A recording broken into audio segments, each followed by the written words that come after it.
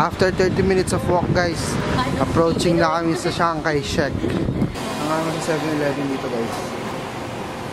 Kompleto sa Ricardo. Ayun o. May ano na siya, may pambayad sa mga bills. May pan-Xerox. At pwede ka na rin mag-withdraw. Sa nga pa, diba? Okay na po. Dito muna kami nag-lunch sa may 7-Eleven bago kami pumunta ng Chiang-Kai Shek. Ito yung akin.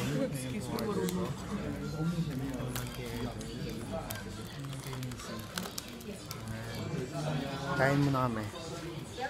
Guys, approaching Chiang-Kai Shek. Ito na kami. Lumeg.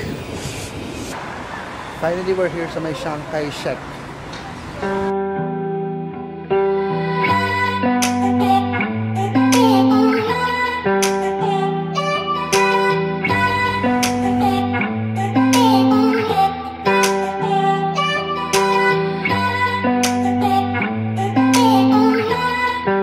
Guys, kakalabas lang namin sa loob ng Chiang-Kai Shek. Hindi ako nakapag mumontage ko sana, bawal mag-video eh.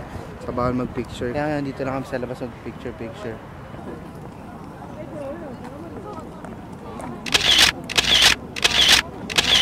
Okay na.